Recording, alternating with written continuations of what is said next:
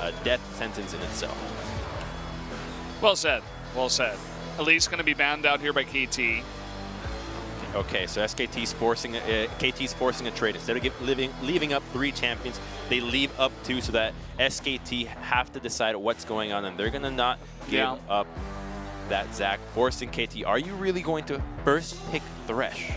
Is what they're asking them. Well, the other scary pick outside of Thresh has been the Renekton for Smeb. And this time it's not going to be easy for them to pick that up on red side when they have the double pick. So they're going down to the wire with this one. And they're going to take the Karma away, in fact, from the side of SKT. Both Faker and Wolf can play it. It seems like SKT always pick that first rotation as a huge flex pick for their team regardless. And because they don't take the Thresh, it looks like SKT wants to take that away. Both teams just taking the scraps from their earlier victories and applying them to their own strategy. You've got the Karma from SKT now in KT's hand, as well as the Gragas and Thresh on SKT. So a bit of a reversal here. I don't expect it to go down to the rest of the team composition, as they'll just apply a bit of flavor to each one. Now the next rotation for KT, you have Ashe remaining if they really want to take away that pick. No, it will be Scores Kha'Zix. So now he has a bit more carry potential and less utility. Very curious to see that come through. I wonder if we will see the Renekton or not. I mean, it looks like they want to forego that pick. They're going to go with the Rumble instead.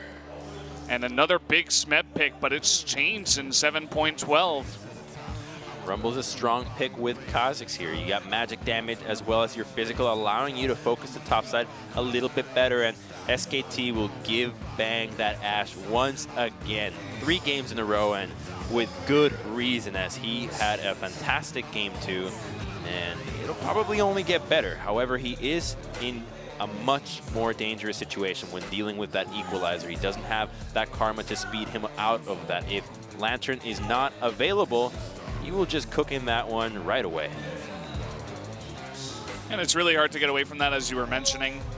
We'll see if they have any other picks to help him out with that. Perhaps an Orianna, throw him a shield, some of that sort. But as I say that, it's immediately banned. I'm like, okay, KT's on the same page. No more Faker Orianna after that last game. You do not want to give Faker champions that provide utility and damage. It's too dangerous. They've already learned their lesson, so they're banning it away. And this could be the time for Deft to bust out a Jhin. It would synchronize with the composition well, as you've got Void Spikes, Karma Poke, as well as that Equalizer to make due diligence and proc your Deadly Flourish and commit with your ultimate. However, between Lantern, between the Cask and Arrow, there's plenty of tools to escape the likes of a Jhin.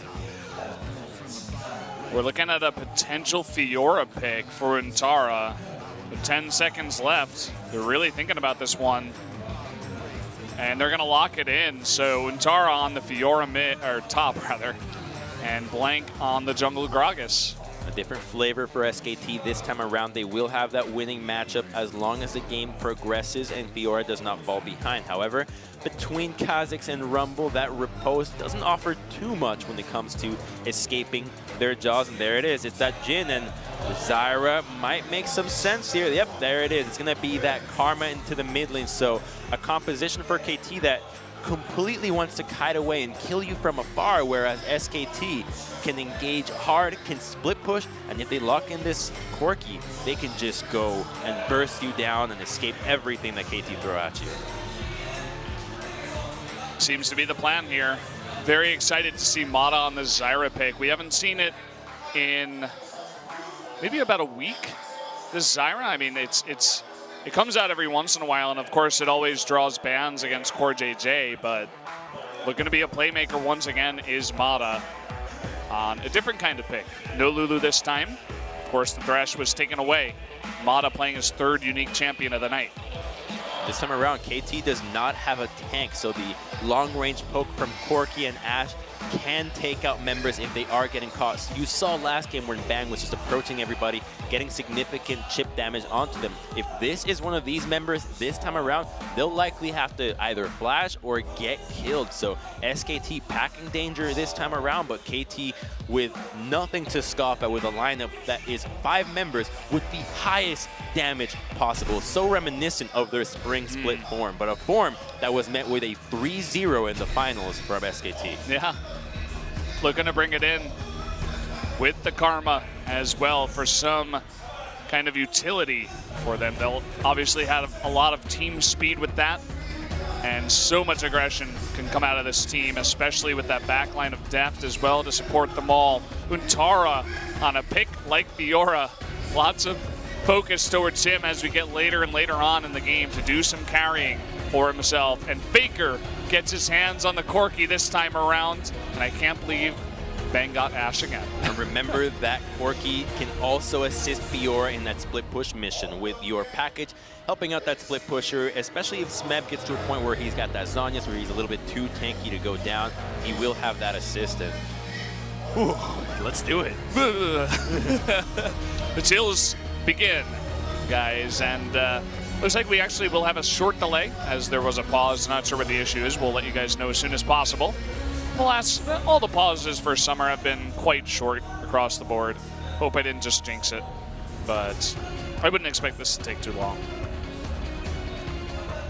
Apparently, Wolf wants a new chair. So that's the issue, guys. Shouldn't take too long. Wolf needs a new chair. I didn't know you could ask for that. Can I have a new chair? No, my chair's pretty cool. Pretty good. Man, maybe it seems to be a problem with the armrest. That's what they're looking at. Well, comfort is key, so anything that the players do feel that is not right, not fit for them to go into this third game that just means so much is absolutely warranted. A game of this much importance with so much on the line, because I mean, we talked about how hype it is, but what does it really mean for the standings, right? These two teams are up at the top with Samsung 7-1. One win over another top team will get you just that much farther ahead and in that much better seeding as we get towards the end of summer split. So it's worth so much in pride, but it's also worth so much in terms of points. And guys, we are ready to go. Game number 3 has loaded up. The pause is done. We got him a new chair. Let's jump onto the Rift right now for SKT versus KT, game number 3.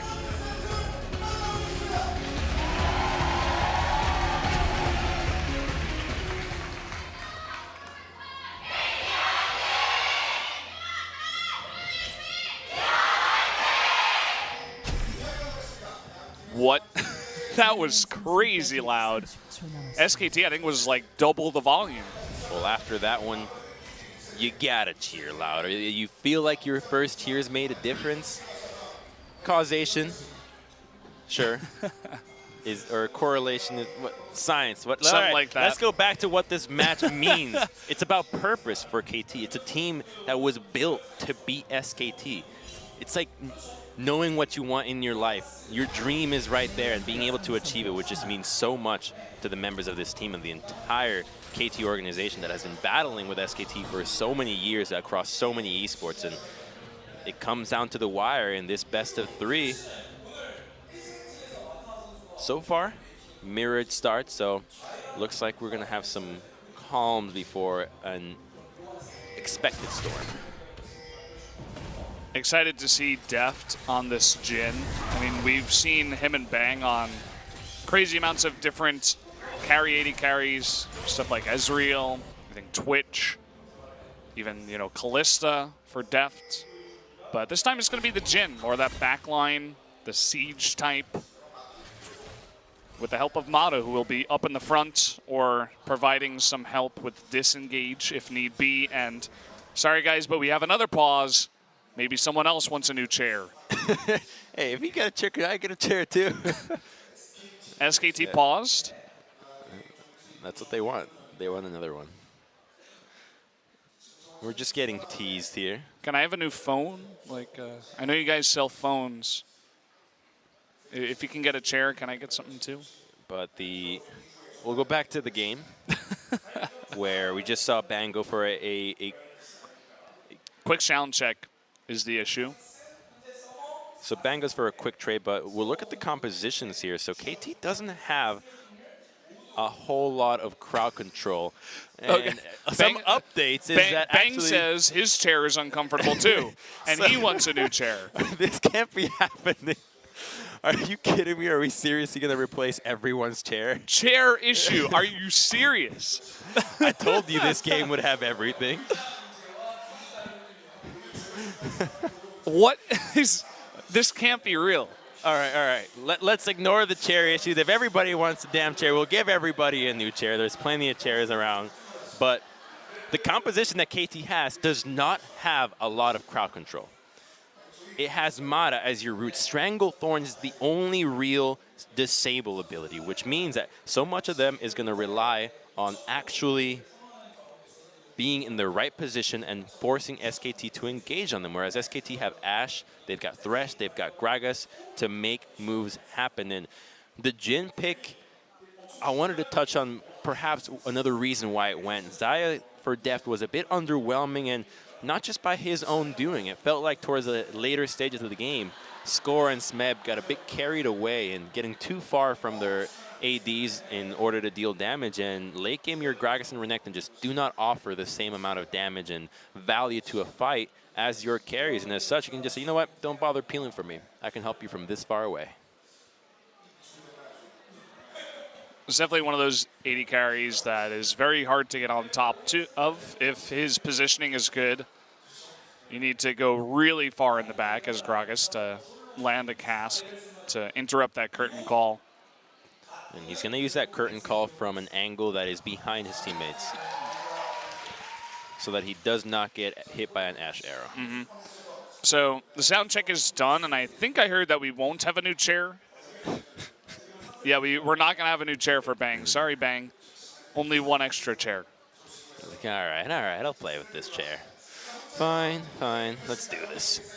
I was looking at Antara thinking he was thinking about getting a new chair too. Would not like that.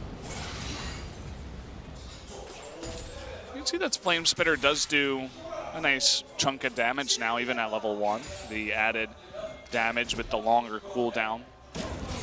I'm not sure on the math on it, but I believe a Danger Zone Flame Spitter would do more damage, so still a bit of a nerf.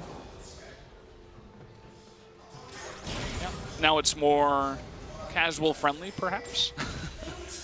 You don't have to manage that heat as meticulously at the level. Oh, the Ignite going down. Mata already getting low, but that will not net a kill for that bottom lane. Didn't blow any summoners themselves. Remember that they did sacrifice some of their laning power by going to the lane late, not even bothering setting up plants in order to get Score ahead. Normally you'd see Zyras that would want to start setting up some plants down there to start getting some lane advantages, but they gave that up willingly to allow Score to farm away. And so allowing him to take over the early game isn't such a bad idea considering how impressive they have been in Game 1 and Game 2. Take a look at the jungle paths here. Looks like Score actually, level 4, is looking to run straight into Blank with that isolation. Actually misses the W, so can't follow up. Blank's gonna body slam to safety. All that nets is the Scuttle Crab for Score. Both junglers now are aware of their following route. Looks like Score is going to be going towards that Krugs, where Blank is going to his own Krugs as well. And with a control ward, can likely expect that control ward to be dropped in either the Pixel Brush that is being pinged in the area right now, or in the entrance to the red side, so that Untara does not get surprised by a behind-the-back gank from Score. Bon really pressuring Faker in the mid lane. You could see Faker went with the Dorn shield once again. Just trying to get immense sustain in this lane. It's a mirror matchup, but last time around, Pawn that was playing Faker had that teleport himself, as opposed to the heal that Faker is now carrying.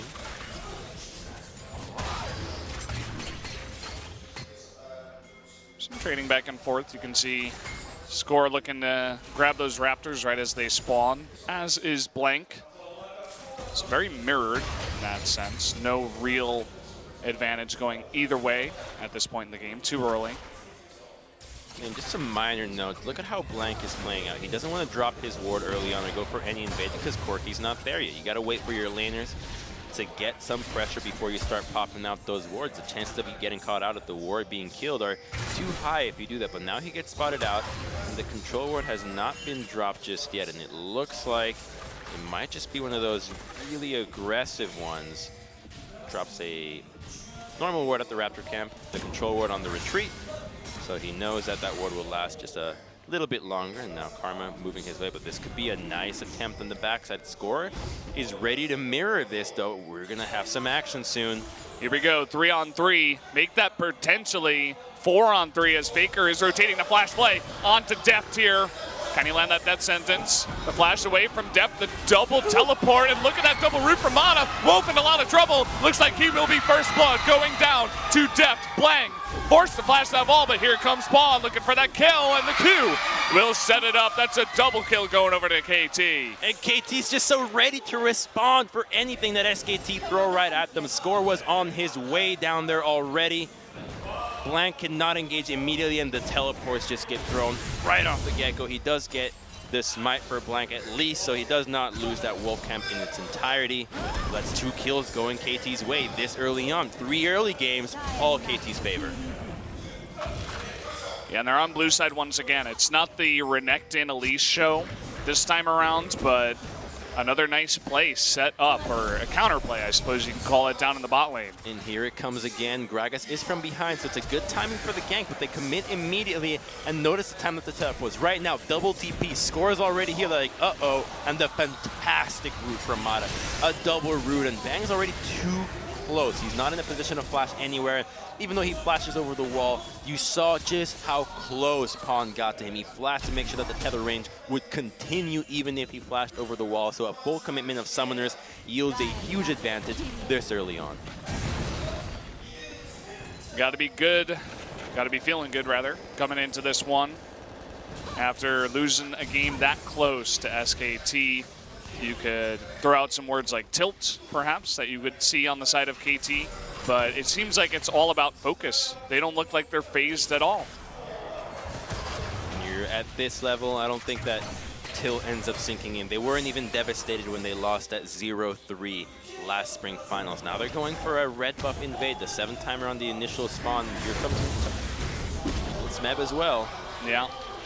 Blank actually does escape there. Just body slams over the wall, smites that red, and that invade will be for naught. Close call. He does, however, lose his Raptor camp, but you can tell how Score is and the rest of KT is planning on extending their advantage by buff invades. The blue buff, however, I don't think they're going to be able to contest that one just yet, as they're not in a position to go for it, even though their bottom lane is pushing in so consistently and is now both of them level 6 to the level 5 of Ashe and Thresh. Definitely takes away a little bit of pressure they could have had at level 6. Potentially, if they could land those stuns onto Mata, would be the prime target. Wolf coming on over here, getting this honey fruit. Trying to group up with Blank for just a little bit. Going for those deep wards, but Pawn will find them. And package on Faker. Yeah, does have that package. Enter Q will just land on the Raptors. The invade will be cleared out. All the wards that were placed are cleared away by KT. In this position, KT have to be aware that the vision control, the movements from KT have all been dictated towards the bottom side of the map, which means that they should be banking on Untara. However, the time frame for Fiora to get those advantages is so far from now that they need to slow the pace down, make sure that they're not giving up much of the other side of the map, so that Untara can get his items. Already at the Tiamat allows him to have some control in the top side, but he's going to need Tiamat and Trinity Force before he starts popping off. All about that waiting game, and they're behind from the early part of this game already. Down a couple of kills. Score looking to set up another play, but you can see SKT in position, Blank and Faker rotating. My bad, not Tiamat Trinity, Tiamat Cleaver. They both build out of phase. Too much Camille lately. To get some slight buffs to her passive, I think it was. But we did see a band, actually, the second ban phase by KT in this game. Yeah, they must have valued Camille higher than Fiora. Oh, look at this. We missed the beginning, but a key lantern. Looks like it will save Bang's life.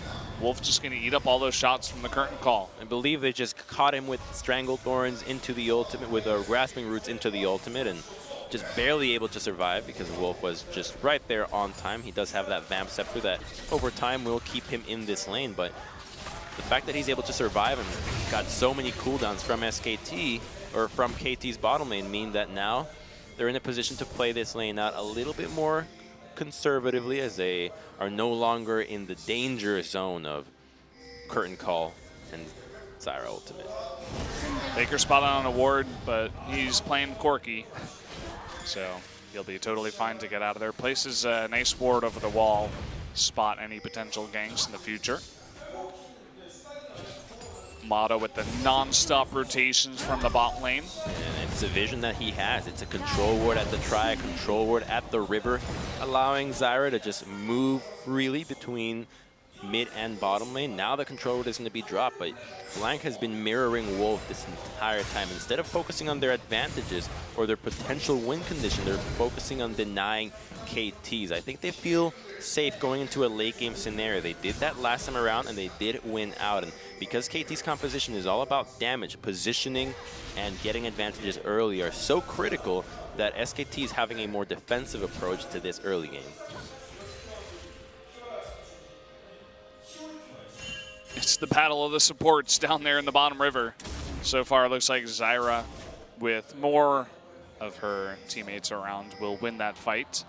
And and Tara doesn't really have any vision on score up in the top lane. And here comes Pawn from mid. They're looking for a 3-man kill up in the top lane. And Untara, he just has no idea. There's the equalizer, trying to dash away, looking for that flash. But once he sees Pawn, he knows it's all too late. That's going to be another kill going over to KT on to score. Just playing around vision so well is KT, as they're able to sneak their way into the top side. Untara even blew his grand challenge, and it looks like KT is now threatening onto Ashe. Oh man, the root there, the Stranglethorns, it knocks him up, but just not enough damage to follow up, in a rotation from Blank and Wolf will push them back. But that's huge, because now they're focusing on that tier 1.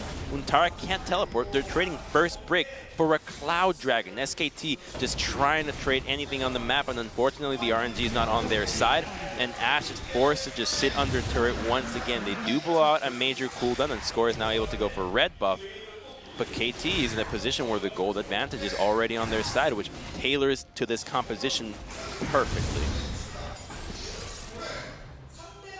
Yeah, they really need to get a bit aggressive after this. They take down the top tier 1. What's going to be the next target? We have the bottom tier 1 already taking a lot of damage. We see some go-go pings down there, and we also have the Rift Herald available. Saw one ping over there. SKT having a nice bit of vision around that side of the river, and it seems like they're just going to sit in the lanes for now.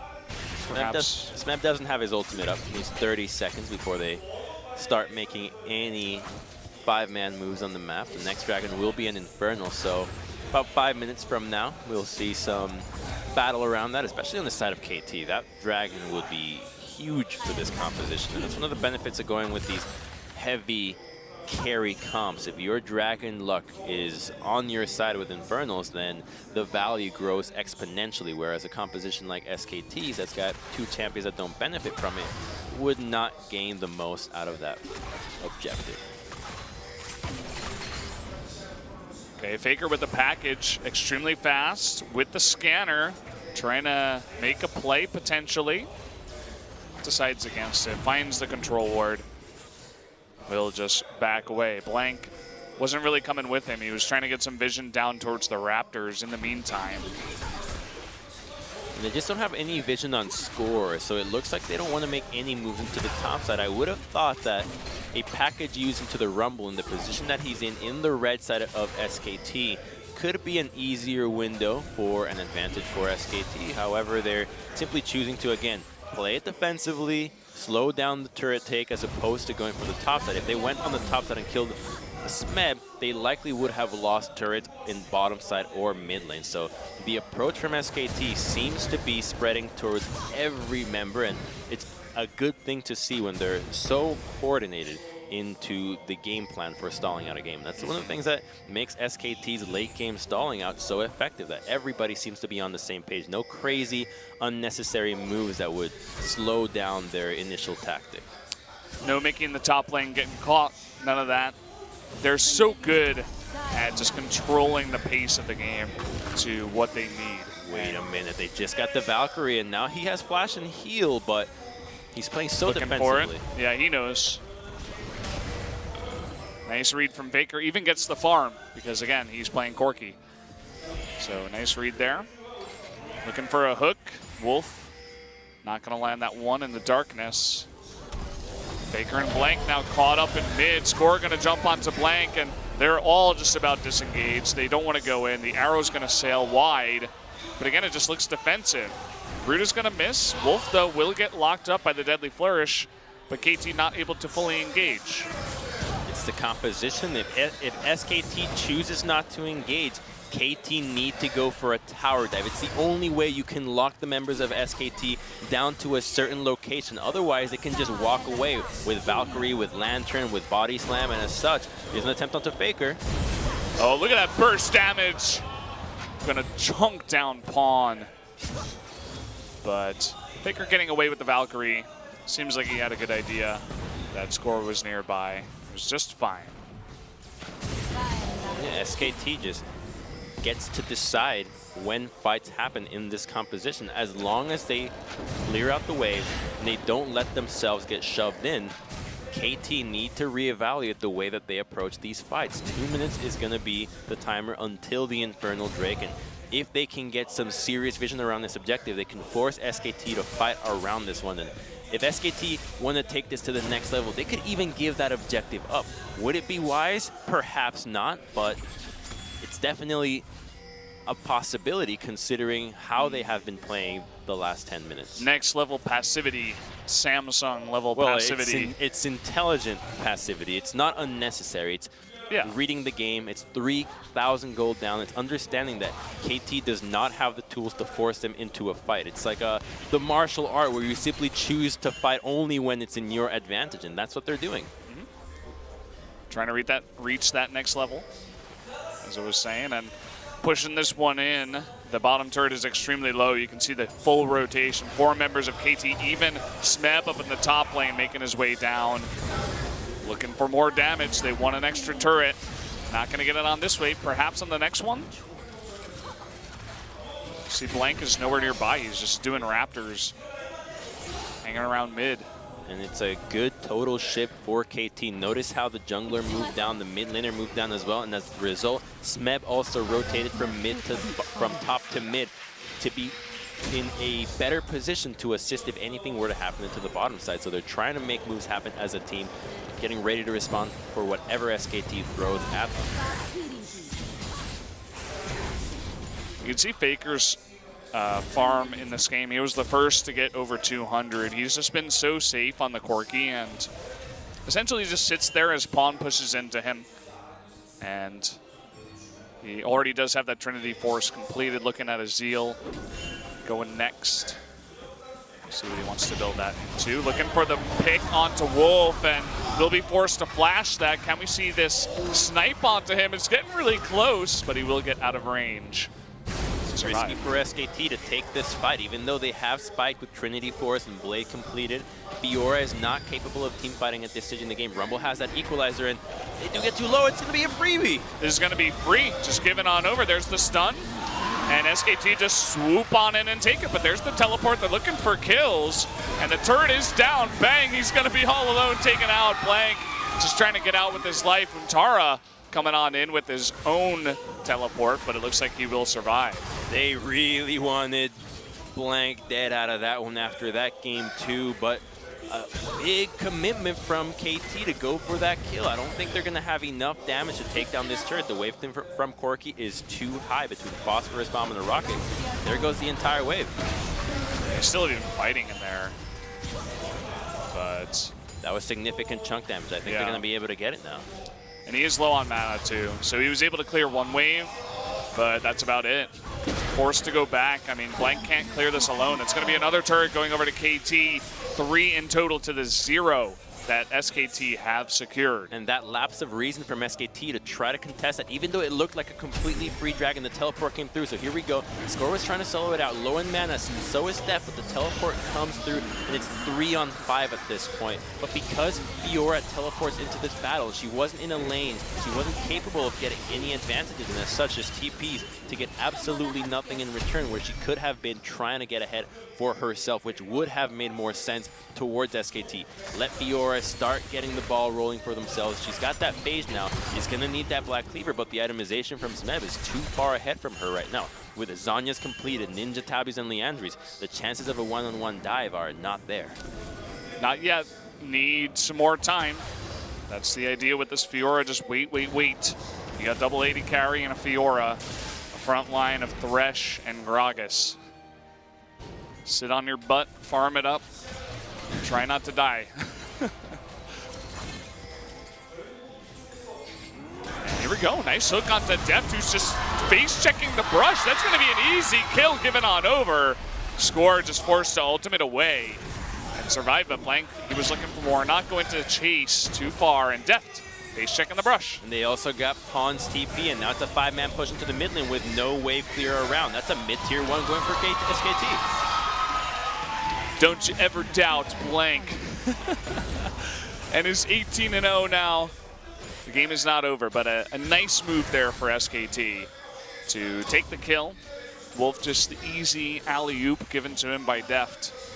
And the vision control that they have allows them to take the turret and stay alive in this one. Remember that in Game 1 and Game 2, Mata was playing on supports that offer defensive tools between Lulu and Thresh. This time around it's a Zyra, and she's not really that close. Had this been Thresh or even a Lulu, this could have been prevented, but he does face check an easy hook into an arrow, into a cast. They commit everything because they value the power of getting this pick right now, and as such, they start slowing down the pace of the game. Controlling the fights is what they need to look for. Buy time for Untara. You know he can play Fiora into the late game well. And if that point happens, KT's resource allocation will be starved in dealing with this one-man army that can be Fiora. Well, they're certainly buying him a lot of time. Able to pick up a Sheen. It looks like going into Trinity Force for our Fiora this game. KT need control of lanes before they go for anything in the jungle. SKT can disengage so easily. They need to make sure that they're in turrets. Faker will get slowed and double slowed, 80%, but not enough as he doesn't face check the brush. Look at that game sense, just teasing them and getting engaged. Wolf and Blank just running on by. They're going to get equalizer straight up, and immediately Wolf going to go down here. Blank is going to be tethered. That's a double kill going over to Smeb now on the Rumble. That's Big Baron. Mistake. That's Baron. They can easily force a Baron here. Untara's team fighting is not going to be present. That's just a Fiora. They can choose to bait it. They don't have full vision denial, but they are going to start it. Here are the pings onto it. SKT can't respond. Oh, that's huge. That is gigantic. I mean, they saw the two members there and they decided to walk up.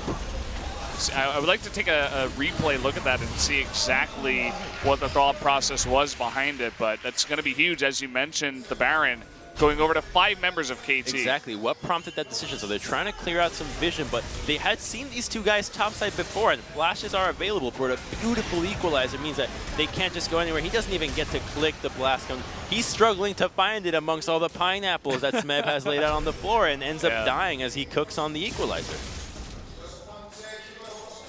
Oh, and actually, he is going Trinity Force Field. Yeah. There you go. Yeah. Oh boy, Faker. He's going to get tethered here, and there's the deadly flourish. Look at that burst coming out of the Karma. Forced to flash into the Lantern, but he does go down. Oh, man. So much used by SKT to try to save Faker, and in the end, he still gets taken out. And SKT is just falling apart here. The game plan that was so apparent in the laning phase is no longer there. Now that a couple of picks have gone, KT's way. A 4,000 gold lead has been built, and it will continue to grow.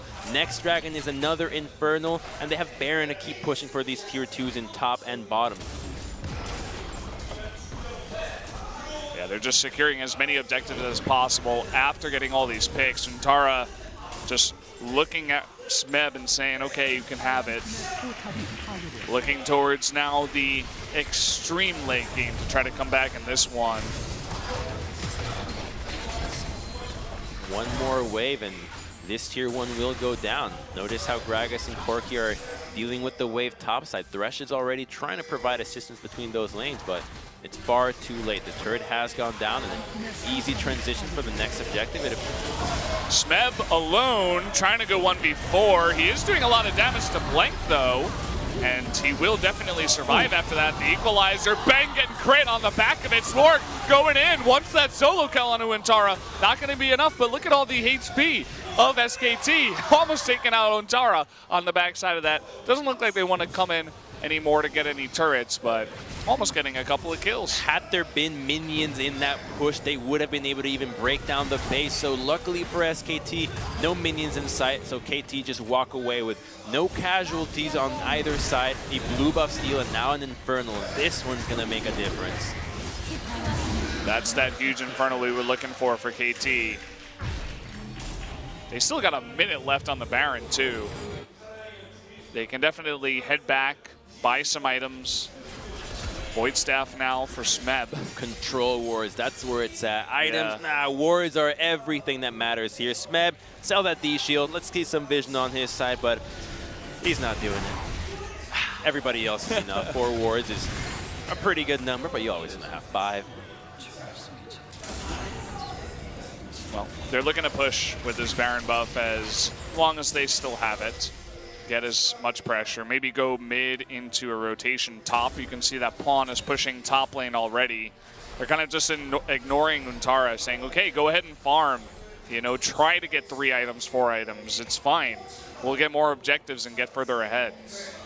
Exactly. He's not yet in a position to dive Smeb, and that's good news for KT.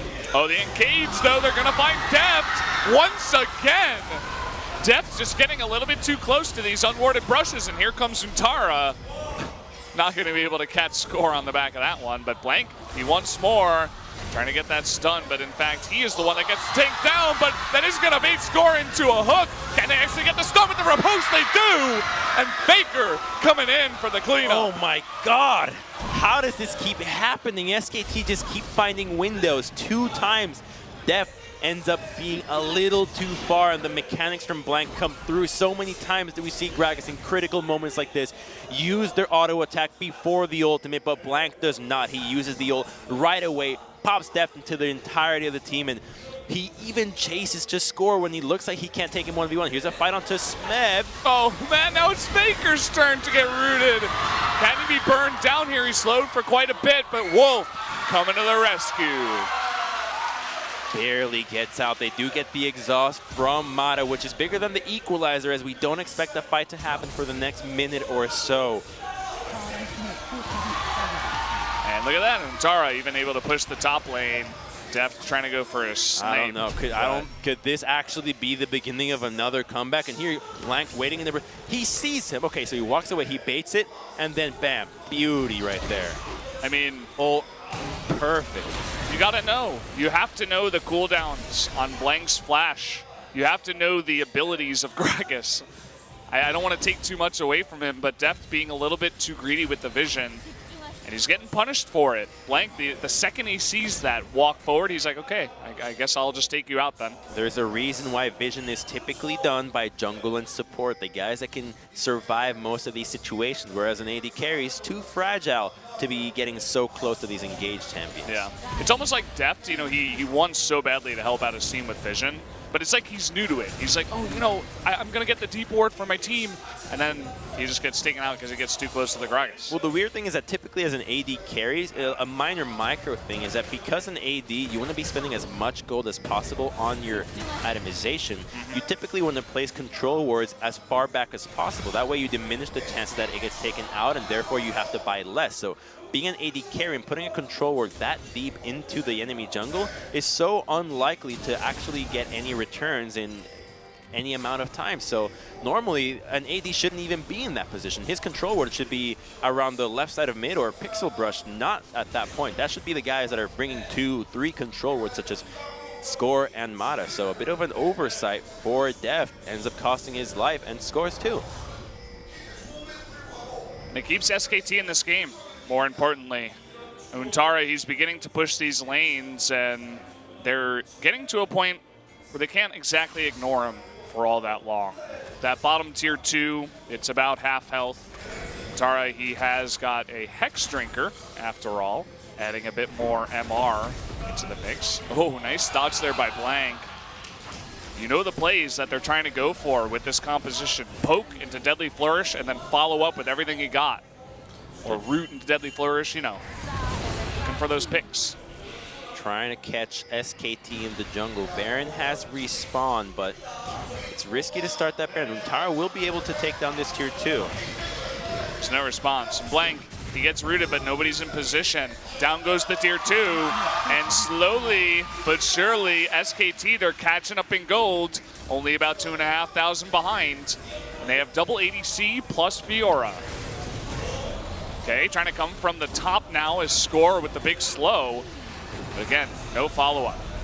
Slowly the curtains on the Fiora show start going up. Now she's going to be in the top side, clearing out the wave, getting even more minions. So very obviously they're funneling farm onto Untara. Instead of having him go bottom side and wait around, they're sending him top.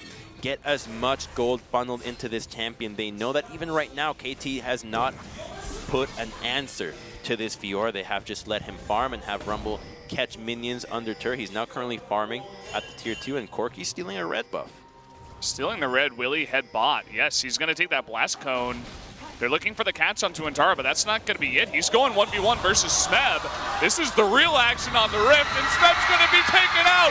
Faker with the big rotation in the bot lane is going to open it wide open. That's huge. That's a minute cooldown. Ooh. That's a minute death timer onto Smeb. They had no idea that Corki was stealing that buff. He snuck out through vision, and that means Infernal gets to go to SKT's way again. Oh, my bad. Never mind. Whoops, got too ahead of myself. It's got a Cloud Dragon, but it's a dragon. Yeah, happened to me too on the replay monitor. We're getting too hyped with these on dragons. The Observer, they're all red. Who doesn't want a dragon? All dragons are red on the inside. If Harry Potter wants a dragon, everybody wants dragons. Very true. They get another one to add up to when eventually they do get the Elder Drake, which is the main point here. The Cloud is going to make it so they are even less susceptible. Deft, please stop doing this to me, man. Stop going so close to the Thresh. Just playing with fire and no QSS in sight.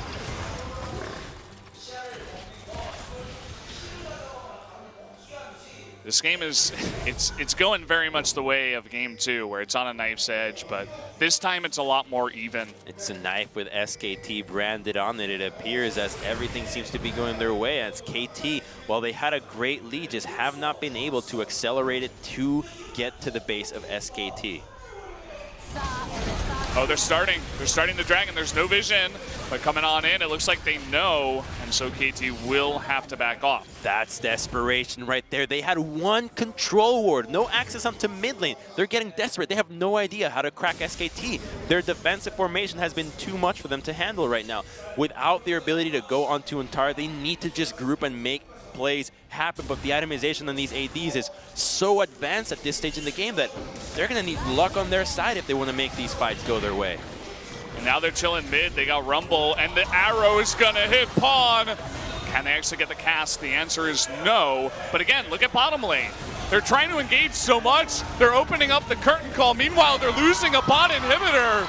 What is going on? Untara going to be able to take this out. SKT getting a huge lead in this game now. And now they're dancing them around. They're going to force a Baron here, and KT have to respond without ultimates. TP coming in from Fiora is not going to be delayed, and 5 members of SKT rotate on up. And the Kings of the Rift are taking it back after game number 1. A huge set of plays from SKT. And I can't believe that this could really be Blank going 19-0. Sure, his stat record is impressive, but it's the entirety of the team playing amazingly around each other. They knew that Untara was the win condition ever since they fell behind, and while they did make some mistakes, they recognized that KT was unable to close out this game, to get the vision that was necessary, and the advantages that they got out of their composition early were there. But to close out the game, they just have not been on point. The picks that have gone on to death that were both his fault and SKT being proactive have cost them so much that now, 35 minutes into the game, SKT with Baron is set to start cracking some turrets and maybe even more inhibitors. They've got the gold lead. They have Corki, Ashe, and Fiora. And I think at the KT, they're going to need to stick to that pick idea. Try to find someone, get a weak member on the side, take him out, and then follow up. Bang almost gets Deadly Flourish there up in the top. Not sure if they could have really gone in, but this Corki is getting out of control too, beginning to do nearly as much poke as the AP Karma in this game. But for a team with no disables, and actually, yeah, so it looks like the double rapid fire cannon must just be the build for Jhin right now, but for a team that has no ability to catch you out and really lock you and get you killed, there's already QSSs built on the side of SKT. How the hell do you actually get anybody now that they're so fast? Their itemizations are there, double Cloud Dragon. You just have no chance of locking them down and getting any kills. Look at how meticulous this push is. Slow and steady is the name of the game for SKT. Taking 0 chances. One poke, and you get lanterned out. Here it is, a TP. Okay, the TP coming in from behind, and uh-oh, Blank a little bit forward. There's the curtain call. Who they go for? They go for Faker first, but Blank all alone there on the left side is going to be taken out by that crit. And finally, they get something, but look at the top lane. Untara taking out that top turret. Doesn't want to go down, though. Is not going to commit to the inhibitor. He is on the run. Oh, reposting that Deadly Flourish, trying to just run away as much as possible. The Baron minions are going to help him out, and he will survive. And SKT get a red buff in return out of this, and while they do lose a pick, the big thing is that they got the teleport out of Smeb. The only way that KT could legitimately get a serious engage is now off the table. SKT can rinse and repeat, and now they don't have to worry about Smeb flanking these ADs with a equalizer. The rapid fire cannon. You poke that turret, and one by one, the bricks fall down, and the turret will fall afterwards. Okay, who the hell knows what is up with the Jhin builds now? He just sold the second rapid fire cannon for a static. I thought this was the build, but he tried the double rapid before. I'm going to stick by it. I think this has to be it. You don't just double down on your items. That's not a D-ring. It's not really a thing anymore. We're past that age. I don't know, maybe he wants some more wave clear to deal with the push coming in with the static Shiv. Instead, decides against the second rapid fire cannon. Maybe that's usually the builds. You got to think these guys know what they're doing. But and Untara certainly does know what he's doing with that Randuin's. Normally, we might have seen a dead man's play, but with a Randuin's now, that means that he's going to be able to assist in team fights even more, and he's quite difficult to catch, and it does so much work against Jhin, a champion that relies so much on those critical strikes that the damage reduction can be significant when you have a Jhin that does not have armor penetration right now. Looking for a pick, score coming in. They do the poke into Deadly Flourish, but it does miss. Immediately rotation from Smeb into the top lane. They're not going to give this away anymore, but again, no TP from Smeb, but there is a TP to Untara. Immediately, SKT, they're starting the Elder Drake. KT, they're slowly coming in. It looks like just Score and Mata. There's the Trinket, but he is too late. And that will be the Elder Drake over to SKT. A TP coming in from Pawn, trying to get onto Untara. Doesn't even hit him. And he's just going to have to walk back home. KT's just scrambled at this stage. They don't have... They're so frustrated to try to catch SKT. They're just being so slippery and obnoxious, poking here and there, and KT using teleports that are so unnecessary to try to get anything in return. That teleport would not have assisted in any team fight. That's a squishy Karma. TPing into the back of the fight would do absolutely nothing. And now Untara sitting at a GA with an Elder Dragon. Rumble certainly cannot defend this, even at tower. And it's just going to be on a warpath straight to that inhibitor as long as SKT control mid and top side. Fiora can safely push down bottom lane. But she's going to get ganked, but I believe she can get out of this. You got to be so careful. There's the root into the exhaust. They're looking for it. He's trying to turn, actually, onto score. Wants to go 1v4. Is going to flash the wall and get out. At the same time, though, did have to blow those summoners, and SKT not really going to find any ground elsewhere on the map. Welcome to not having serious crowd control. She still had Randuins to pop had things gotten a little bit hairier, and now they don't have the Stranglethorns, they don't have the Kazik ultimate to engage. Baron is going to be in a minute, which means that now SKT have full control of establishing vision so far. SKT have all the vision, while KT have nearly none on their Baron side. All of it is in the right side, and Untara continues to push. KT, as you said it, looking scrambled like scrambled eggs. They're trying to deal with Untara in the bottom lane. They're trying to stop the mid push, but they just look like they're floundering around the base, trying to find a way to stop this, the onslaught. The poking in from Faker, 1 by 1. The inhibitor does go down. It's at about half health. And look at the bottom lane. Untara poking in. Anytime you transition down into that lane, she's going to move in and poke ahead. That's big. Valkyrie gets you, so now they have to pull back 30 seconds onto that Baron. There's no point in pushing now. If a fight is to be lost for SKT, KT would certainly still have a chance with that Baron. Faker does regen. I don't think they will commit for this. They just want to push the wave a little bit deeper, retreat into the Baron side. They want the inhibitor, and they will get it, but Faker is locked up. He needs to grab that lantern. There it is. Blank in a little bit of a sticky situation is going to have to use that cast into the flash. Redemption coming down. Are they going to try to turn? The Sonya's used there by Smeb. Meanwhile, Untara, they successfully disengage, and Untara goes down into bottom lane and takes out the second inhibitor. They're collapsing on him, but the rest of SKT is going to Baron, so Untara does not care. Is this happening again? Untara, he can be taken out. It's going to take forever. He still has GA. They're giving away the Baron for this kill. He's taken out. I mean, of course, the Fiora can't go 1v5 at this point. Maybe, if lucky, can get one kill, but again, the real victory is that Baron. It's the only thing they can get, because now at least Untara's split pushing power does not have Baron to force KT to respond and have to consider a Fiora solo ending the game. So it's the most they can get out of the situation, and SKT was just barely capable of taking down that turret. The rapid fire on Corki allowing them to get a little bit closer, but just so close to Corki actually going down. Had he gone down in that situation, that would have certainly indicated KT to go straight for that Baron and get a chance back into this game, but just understanding their limits quite well. Now they're going to be able to... Oh, boy. That's SKT's red buff. It has been for quite some time. Faker's, to be exact, on the Corki. Corki seems to be back. You can see exactly what the Corki can do super late into the game with all of his items. Incredible burst damage and follow-up. Now the itemization is complete on this side of KT. Kha'Zix doesn't matter much, but Karma is practically there. He's got a control ward in the inventory. Jhin is there, and so is Smeb. But nobody on the side of SKT is going to give them the time of day to actually get that damage in. Faker with the package to hit the inhibitor once. Using that rapid fire cannon, the charge. Full shields here on the side of KT, trying desperately to stop the push with the Baron buff. Faker always just trying to get close. Oh, trying to Valkyrie out of there. And there is that Lantern. Score coming from behind, a really big equalizer. But again, the name of the game, as it has been for all of Game 3, is disengage for SKT. SKT at least survive out of that, but they get Bang's Flash on the side of KT. Arrow on Pawn. Arrow does hit him, but again, no one's quite close enough. The big one, knocking him down.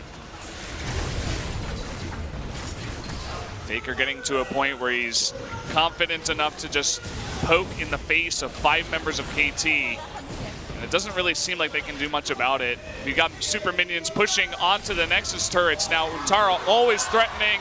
And look at that inhibitor in the top. It is going to go down. That's 3 down now. They're looking for Smeb. Can they burst him down? The Zonia's is going to be used. Will there be a follow-up? They're trying so hard. The Nexus turrets are falling. Zyra goes down. Kha'Zix goes down. There's the hook. onto him, and SKT, they're finally looking to end this one. That's going to be 4 members, 5 members, the ace, and 2-1 will be the score for the first telecom war. SKT with the victory. This team just seems untouchable. They get wiped in game 1. They sub in Blank and Untara. And now they 2-0 KT. Blank hasn't lost. 19-0. Get that stat even higher. I'm expecting a tweet. I don't know, but at this I'm point, expecting more tweets. These two are making a case for actually being the starters for SKT. I mean, especially after this victory over KT, Huni and Peanut come in, Huni gets smashed, Peanut looks lackluster on the rec side. They change up the draft, they change up the top and jungle positions, and they look totally different. And that difference is what SKT has been known for, being able to play the pressure game, understanding that, okay, you don't have to fight to win a game. You just look for the opportunities that matter. The engages from Blank and Wolf onto Depth were those engages. They never gave SKT the time to fight. They just said, no, we're going to fight you when we are going to be able to obliterate you. They did so 40 minutes in, and they win the game.